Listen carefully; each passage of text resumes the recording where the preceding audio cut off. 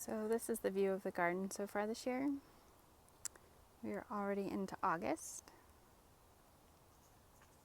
So this is the first year with this garden. I put in raised beds, and I'll give you a little tour. Here we have our green beans. We have about 30 green bean plants. They've given us about 15 pounds of green beans so far this year, but I think we'll probably get another 15 off of them before the end of the season. And they're also interspersed around in other areas. Over here we have our tomatoes. So this is actually 8 large tomato plants and 2 cherry tomatoes and some green beans mixed in. They kind of took over the whole bed. I've had enough cherry tomatoes so far this year to make tomato paste, and also enough large tomatoes to make 1 round of tomato sauce for the freezer. And then this was an experiment this year using old pallets. So over here we have some peppers that are doing really well. Some cucumbers that I planted kind of late when I tore out the peas that were here because they were taking over so much space that actually nothing behind them was getting sunlight. And over here I have onions. So I've actually pulled most of the onions, but there's still quite a few left. And then behind that we have basil, more green beans, and cucumbers. This was an experiment this year. These are blueberries, but they're potted blueberries. Since we aren't going to be here long term, I didn't want to put them in the ground, so you'll notice that I also have 3 fruit trees in the back that are also potted for now, which is not the best, but it'll work.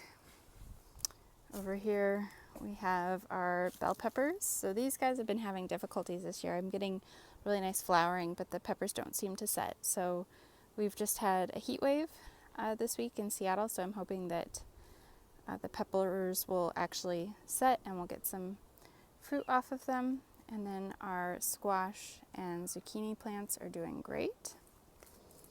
This is our strawberry patch. So we have about 40 strawberry plants, and we actually just picked a bunch of strawberries, so you can't see that there are any there, but we're getting a good handful of ripe ones every couple days.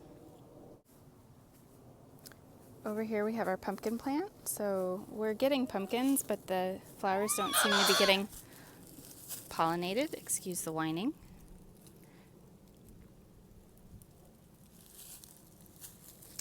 And then this was an experiment this year. This is cantaloupe.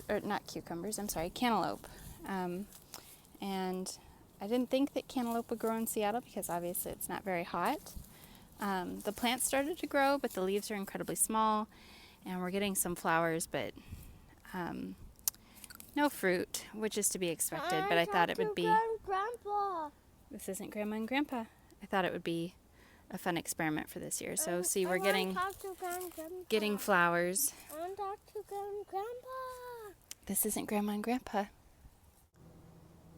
So this is actually my first year growing onions, and I already pulled some of them and are letting them dry so I can chop them and put them in the freezer for winter. This is about 1/3 of them.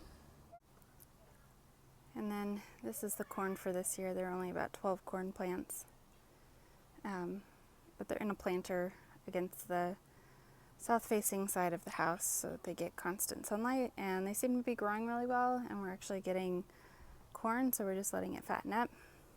I will say having it in a planter is very difficult. It dries out very easily, and it also gets depleted of phosphorus very easily, so they require a lot of fertilization. So 360, here it is. Got the entryway and the walkway, the green beans, the peppers, zucchini, squash, pumpkins, cantaloupe, the fruit trees across the back, basil, more green beans and cucumbers, peppers, cucumbers, and onions.